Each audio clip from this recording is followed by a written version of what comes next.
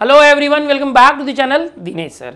तो जैसे कि आप जानते हैं, मैंने अभी दोपहर में एक वीडियो देके बताया था कि आज जो एजुकेशन मिनिस्टर हैं उनकी पूरे महाराष्ट्र के सभी टीचर्स, प्रिंसिपल्स और एजुकेशन डिपार्टमेंट से जुड़े सभी लोगों के साथ मीटिंग थी जो 4:30 बजे शुरू होनी थी। ऑनलाइन तरीके की मीटिंग थी, जियो मीट के जरिए रखी गई थी। अब बहुत सारे बच्चों को ऐसे इंतजार भी है कि सर उस मीटिंग में क्या हुआ होगा। तो मैंने जब वीडियो दिया था उस वीडियो में ही बता दिया था कि इस मीटिंग में क्या होने वाला है। उसमें मैंने बताया था कि जो टॉप लेवल मैनेजमेंट है, एजुकेशन डिपार्टमेंट के लोग हैं, वो इतने सारे महाराष्ट्र के टीचर से जब बात करेंगे तो ये पूरी तरह से वन वे कम्युनिकेशन होने वाला है। तो हुआ भी कुछ ऐसा ही, जो मीटिंग है पूरी तरह से वन वे कम्युनिकेशन था। जो ऑफिशियल लोग थे यहाँ पर, वंदना कृष्णा मैडम जो हैं एजुकेशन डिपार्टमेंट की सेक्रेटरी, फिर वर्षा गायकवाड़ जी, आपको बता दूँ वो फिलहाल ट्रैवलिंग में है, उत्तर प्रदेश के दौरे पर हैं। उनकी जो पार्टी है कांग्रेस, उनके प्रचार के लिए, तो वहाँ से वो गाड़ी से ही लाइव आई थी उसके अंदर। एंड इसके अलावा जो हमारे जो SCRT है, राज्य शैक्षणिक संशोधन परिषद, SCRT के जो विकास गरड जी हैं, वो उन्होंने जो है पूरी प्रस्तावना करी, PPT रखकर प्रेजेंटेशन दिया। सारे जो टीचर्स और प्रिंसिपल और सभी अधिकारी थे उसमें देख रहे थे। PPT के जरिए बताया जा रहा था कि क्या प्लानिंग हुई है बोर्ड एग्जाम 10वीं और 12वीं की लेने के लिए, किस तरह से बच्चों को क्या क्या सहूलियत दी गए हैं, और स्टेप बाय स्टेप बहुत सारे जो SOPs और मार्गदर्शिका यानी गाइडेंस रिलीज किए गए। तो आज की जो मीटिंग थी वो पूरे 27 मिनट चली है मीटिंग। आज की जो मीटिंग थी ऑनलाइन मीटिंग थी, उसमें बहुत सारे टेक्निकल इशू हो गए।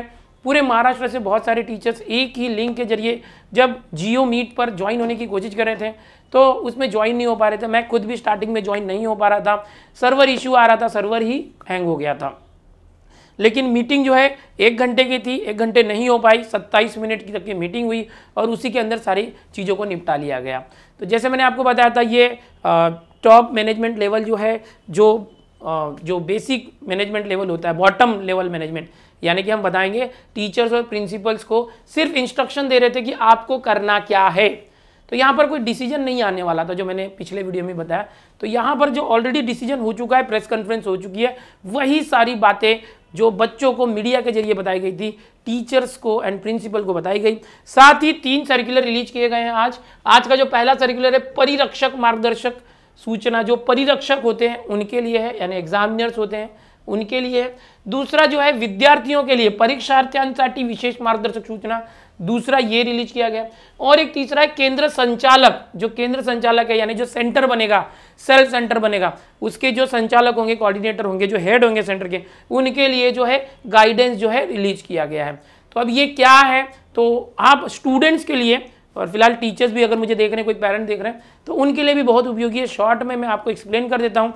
और सबसे बड़ी बात ये, अगर आप चाहते हैं कि उस मीटिंग में क्या हुआ, तो उस मीटिंग का वीडियो भी मैं आपको देने वाला हूं, आप वो खुद जाके देख सकते हैं। उसको हमने जो है उसका लिंक मैं आपको प्रोवाइड करता हूं, जो हमने मीटिंग अटेंड की थी, ठीक है। तो आप भी उसे देख सकते हैं, उस मीटिंग में क्या बातचीत हुई है। थोड़ा सा पहले सुन लीजिए, मैं आपको देता हूं।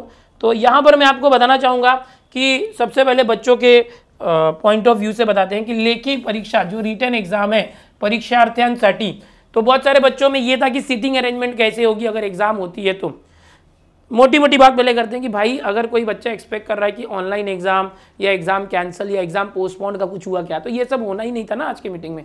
आज के मीटिंग में तो सिर्फ टीचर्स को ये बताना था कि एग्जाम ऑफलाइन तरीके से मार्च महीने में कैसे लेना है। यहाँ कोई डिसीजन नहीं था, जो ऑलरेडी टेकन डिसीजन थे उसको ही अप्लाई करना था। तो लेखी परीक्षा के लिए कुछ बातें यहाँ पर बताई गई है, ओके, कि अगर कोई विद्यार्थी किसी कारण से गैर हाजिर होता है तो आगे जुलाई में जो एक रिपीटर्स एग्जाम होती है, सप्लीमेंट्री एग्जाम होती है, उसको पुरवनी परीक्षा बोलते हैं, उसमें वो बैठ सकता है। समझ में आ रहा है, पहली बात। दूसरी बात कि कोई अगर एक सेंटर है, ओके, जो भी बच्चा जहां पे भी, विद्यार्थी जो है जहां पे भी उच्च माध्यमिक शाला या कहीं पर भी है, स्कूल में है, तो उस स्कूल में ही उसकी एग्जाम जो लेखी परीक्षा होगी, रिटन एग्जाम वहीं पर होने वाली है। अगर किसी स्कूल में 15 से कम बच्चे हैं, स्कूल या जूनियर कॉलेज में, तो वो जो 15 से कम बच्चे हैं तो उसको सेंटर नहीं बनाया जाएगा। ऐसा स्कूल या जूनियर कॉलेज जहां पर सिर्फ 15 बच्चे हैं या 15 से कम है, 12-13 बच्चे, तो उन बच्चों को नियर बाय जो सेंटर होगा वहां सब सेंटर पे शिफ्ट किया जाएगा।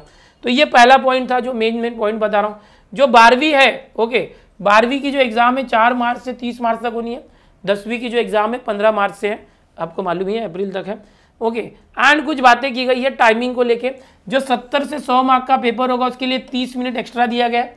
40 से 60 मार्क के पेपर के लिए 15 मिनट एक्स्ट्रा, ये सब आपको पता ही है, ओके, कोई अगर दिव्यांग विद्यार्थी हैंडीकैप वगैरह हैं तो उनके लिए जो एक्स्ट्रा टाइम मिलता है वो रहेगा ही।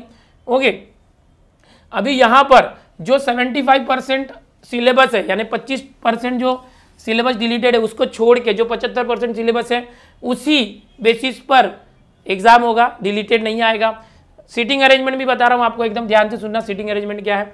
ओके, जो स्कूल के प्रिंसिपल है या मुख्याध्यापक हैं वो वहाँ के जो है केंद्र संचालक की जिम्मेदारी लेंगे, यानी आपके स्कूल या जूनियर कॉलेज के जो प्रिंसिपल या हेडमास्टर हैं वो ही आपके सेल्फ सेंटर के हेड रहेंगे, केंद्र संचालक, कोऑर्डिनेटर, जो बोर्ड के साथ पेपर्स का कोऑर्डिनेट करेंगे।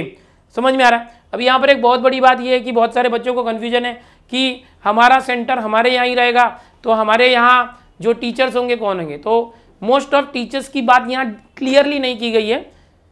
मोस्ट ऑफ 70 to 80% चांसेस यही है कि जो आपके स्कूल में या आपके जूनियर कॉलेज में पढ़ाते हैं टीचर्स, वही टीचर सुपरवाइजिंग के लिए आएंगे। ओके, उसको ज़्यादा यहाँ पर एक्सपोज नहीं किया गया है कि जो टीचर्स का क्या करेंगे, लेकिन बच्चों को कैसे बिठाना है ये सारी बातें बताई गई है। जो बच्चे हैं एक क्लास में, जैसे कि आप जानते हैं 25 बेंचेस होते हैं, 50 की कैपेसिटी के जनरली पूरे महाराष्ट्र में क्लासरूम्स होते हैं, कहीं कहीं पर बड़े क्लासरूम होते हैं। तो एक बेंच पे एक जन को बिठाना है और जिग जैग पद्धति से बिठाना है। यानी जिग जैग समझ रहे हो ना, कि एक यहाँ बैठा है तो उसके पीछे वाला यहाँ बैठेगा, उसके पीछे यहाँ बैठेगा, तो जिग जैग पद्धति से बिठाना है। ऐसा आज की मीटिंग में बताया गया, सर्कुलर में भी दिया गया। और दो बेंच के बीच में थोड़ा सा डिस्टेंस रखने के लिए कहा गया है। तो अब हमारे यहाँ पर क्लासरूम इतने बड़े नहीं होते हैं कि आप डिस्टेंस रख के 25 बच्चों को बिठा लो, तो जैसा रहता है वैसा ही रहेगा, कुछ ज़्यादा चेंजेस नहीं होने वाले। अभी सबसे बड़ी बात जो मैं आपको हमेशा बताते रहता हूँ कि देखो 10:30 बजे का पेपर है, तो ये पेपर 10:30 बजे को चालू होगा, तो एग्जैक्टली बच्चों की एंट्री 10 बजे सुबह हो जाएगी। सुबह 10 बजे बच्चों को अंदर ले लेना है, फिर आंसर पेपर दे देना है। 10:20 पर 10:20 पर बच्चों को क्वेश्चन पेपर देना है। 10 मिनट जो है बच्चा क्वेश्चन पेपर पढ़ने के लिए दिया गया बच्चों को। ये आज बताया गया, सभी टीचर्स को बताया गया कि जब भी एग्जाम होगी 10 मिनट पहले, 10:30 के पहले ही क्वेश्चन पेपर देने का, बच्चों को 10 मिनट पहले पढ़ने के लिए देने का, रीडिंग के लिए। और 10:30 बजे आपका पेपर चालू होगा। और अगर 100 मार्क का या 80 मार्क का पेपर है तो आपका ये 3 घंटे तो चलेगा, 10:30 से 1:30 बजे तक तो चलेगा, लेकिन इसमें 30 मिनट और एक्स्ट्रा मिलके आपका पेपर 2 बजे खत्म होगा। तो ये 10 मिनट एक्स्ट्रा, फिर ये आज बताया गया। और यहाँ पर भी ये दिया गया, सेंटर पर थर्मल स्क्रीनिंग वगैरह की व्यवस्था करने के लिए कहा गया।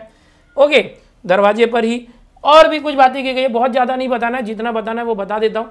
10 मिनिटं अगोदर प्रश्नपत्रिका वाचण्यासाठी देण्यात येणार आहे। 30 मिनिटं अगोदर मुलांना, आपल्याला म्हणजे परीक्षार्थ्यांना 30 मिनिटं अगोदर आतमध्ये घ्यायचा है पेपरच्या वेळेपूर्वी। ओके, तो इस तरह से सब बात बाकी है। बच्चों को मास्क वगैरह, ओके, लेखन साहित्य ये सब खुद लेकर जाना है आपको। ओके, एक दूसरे का पेन पेंसिल कुछ शेयर नहीं करना है वहाँ पर। ये SOP से कोविड के लिए किया गया है।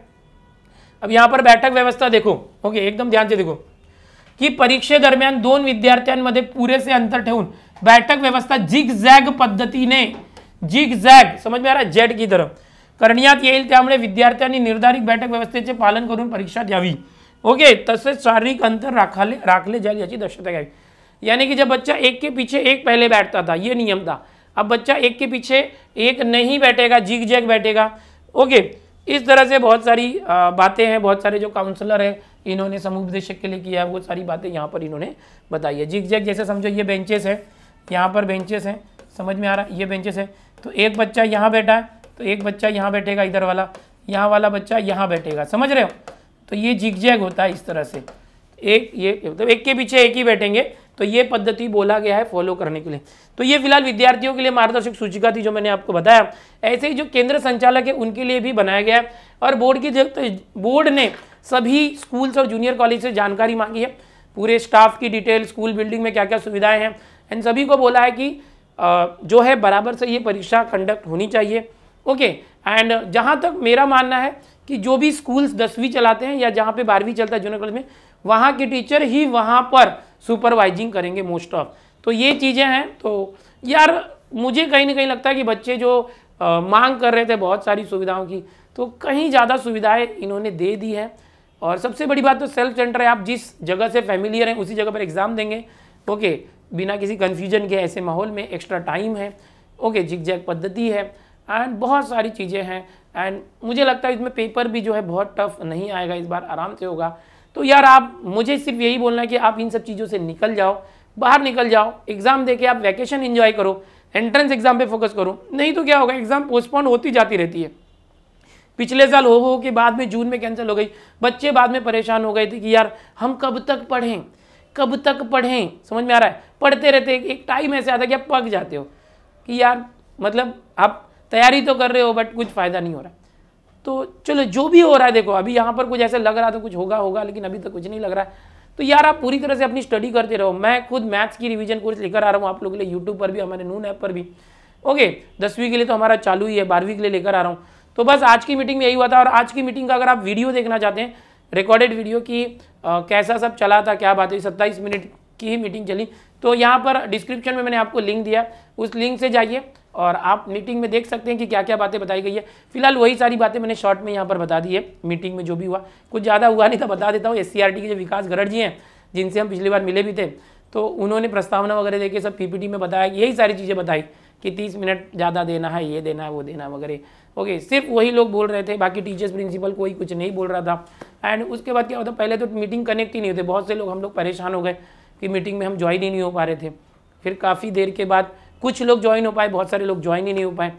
फिर उसके बाद जो है वंदना कृष्णा जैसे हैं और भी कुछ अधिकारी, उन्होंने अपना अपना मनोगत व्यक्त किया। फिर जो वर्षा गायकवाड़ मैडम है, वो गाड़ी में बैठे बैठे ही जो है उन्होंने 2-4 लाइनें बोली कि इस बार पेपर अच्छे से लेना है, बच्चों को संभालना है इस बार, इस तरह से वगैरह।